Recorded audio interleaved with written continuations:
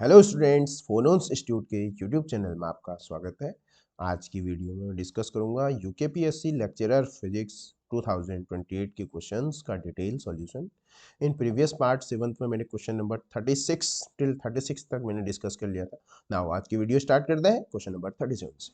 Now question number 37 is that which of the following scientific instrument has greatest resolving power. Resolving power का मतलब हुआ कि आप दो डिस्टेंट ऑब्जेक्ट की इमेज को कितना क्लियर देख सकते हो, उसको उसकी रिजॉल्विंग पावर बोलेंगे। तो जनरली जो सबसे हायर इसमें जो रिजॉल्विंग पावर होगा वो किसका होगा? Electron. Electron microscope is the correct answer of this question. Generally theoretical question है।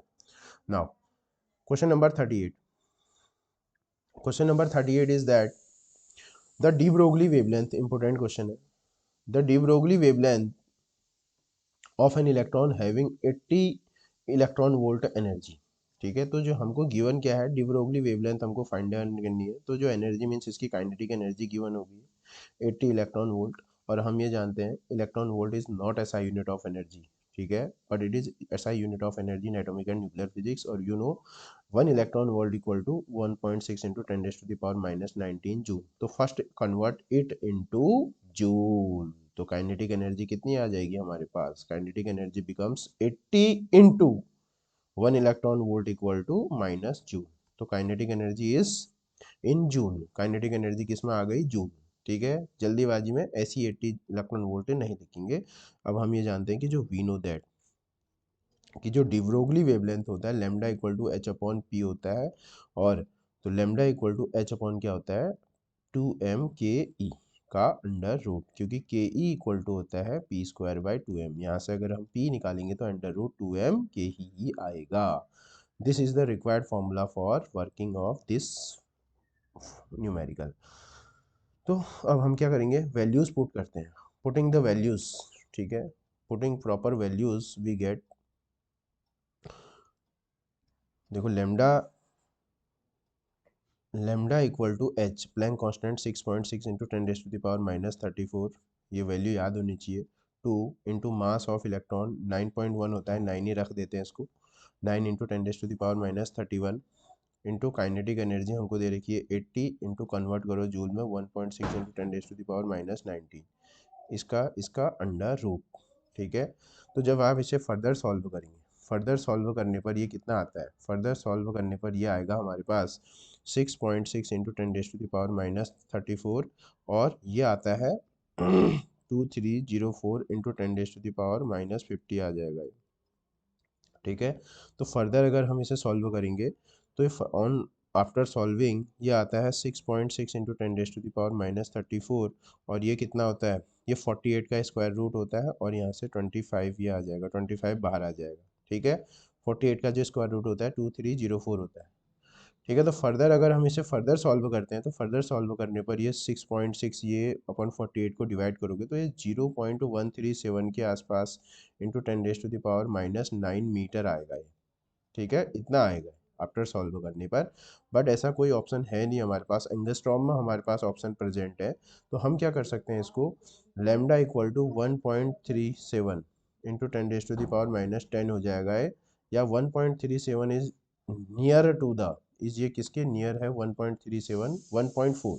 ठीक है, तो जो लेमडा इक्वल टू आ जाएगा 1.4 क्या आ जाएगा? एंगस्ट्रॉम आ जाएगा। ठीक है, राउंड ऑफ करके lambda equal to 1.4 angstrom is the correct answer of this questions. ठीक है, तो which is present on option C 1.4 into 10⁻⁴ angstrom is the answer. ठीक है, तो मोस्ट इंपोर्टेंट क्वेश्चन है, तो फॉर्मूला बेस्ड क्वेश्चन है, फॉर्मूला और सॉल्व करना आनी चाहिए। और ये बेसिक सा रिजल्ट आपको याद होना चाहिए कि 1 इलेक्ट्रॉन वोल्ट में कितना जूल होता है। Now 39 in dispersive medium the relation between group velocity and phase velocity. ठीक है, तो डिस्पर्सिव मीडियम में क्या होता है? इन ठीक है, इन डिस्पर्सिव मीडियम में आता है कि जो ग्रुप वेलोसिटी होती है वो हमेशा लेस देन दैट ऑफ क्या होता है? Phase velocity. फेज वेलोसिटी से लेस होती है हमेशा, जो कि क्या है? ऑप्शन नंबर सी में प्रेजेंट। अगर हमसे क्या कहेगा? नॉन डिस्पर्सिव मीडियम कहेगा। Non dispersive medium, non dispersive medium के लिए दोनों क्या होते हैं, इक्वल होते हैं, तो कभी नॉन भी पूछ सकता है। Clear? Now moving on question number 40। ठीक है, 40 इज़ वेरी इंपॉर्टेंट क्वेश्चन। ठीक है, ये इसी तरीके का एक क्वेश्चन सीबीएसई में भी पूछा जा चुका है और ये नीट में भी आया हुआ है क्वेश्चन अभी। ठीक है, इसी तरीके के क्वेश्चन जेई में भी आते रहते हैं और ये 2024 लेक्चरर में भी पूरे पूरे पूछे जाने की पॉसिबिलिटीज है। क्वेश्चन को रीड आउट कहते हैं रीड आउट करते हैं। The ratio of minimum wavelength of Lyman and Balmer. हमको क्या करना है, मिनिमम वेवलेंथ, लाइमन और बाल्मर की मिनिमम वेवलेंथ का रेशियो फाइंड आउट करना। Get it? तो अब क्वेश्चन बहुत ध्यान से पढ़ेंगे तो we know that energy of photon क्या होता है, इक्वल टू एच न्यू होता है, और एच न्यू और लेमडा को इंड्यूस करेंगे, c nu equal to c by lambda, c by lambda. अब बात को बहुत ध्यान से सुनेंगे।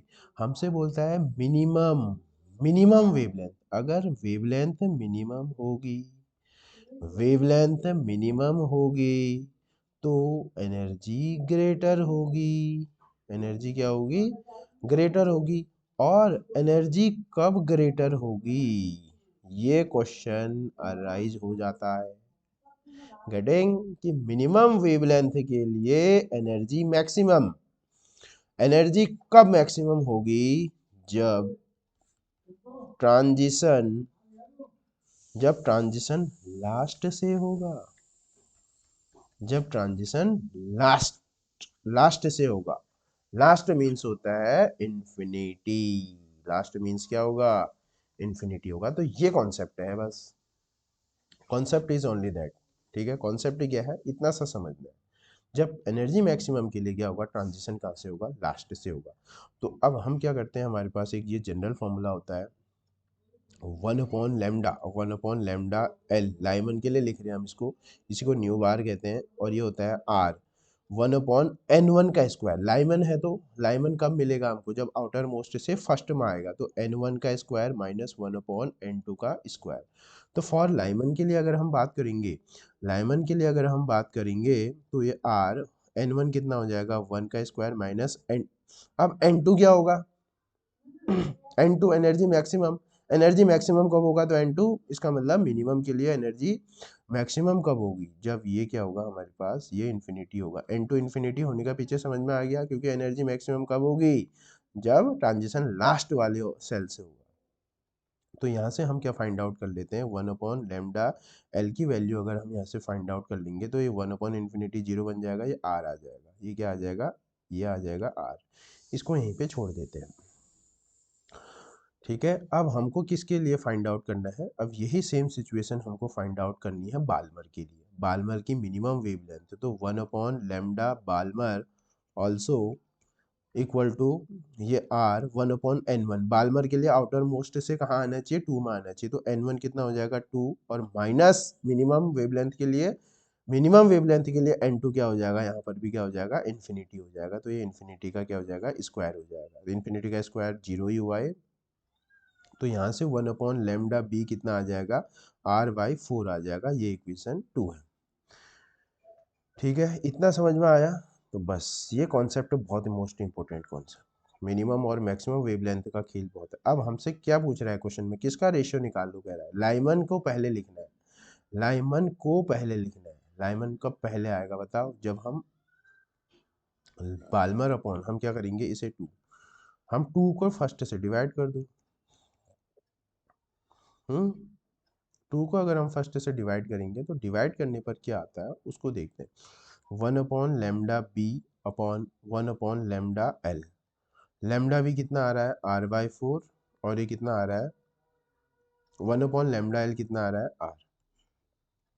तो दैट मीन्स ये lambda l upon lambda b आ जाएगा, और ये कितना आ जाएगा, r से r कैंसिल हो जाएगा, 1/4, 1/4 equal to lambda l upon lambda b हमको निकालना है, ये 0 4 2 जा 8, 0.45 जा 20, 0.25 कितना आ रहा है, ये आ रहा है 0.25 आ रहा है lambda l upon lambda b।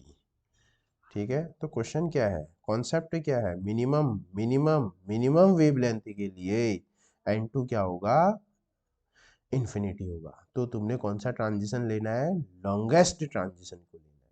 Clear हो गया, तो यही क्वेश्चन को समझना है यहाँ पर। ठीक है, तो correct answer of this question is 0.25 which is present on option number B, option number B, option number B.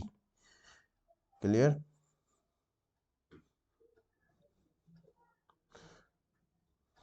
ठीक, तो इस वीडियो में जो पार्ट 7 में मैंने 36 टू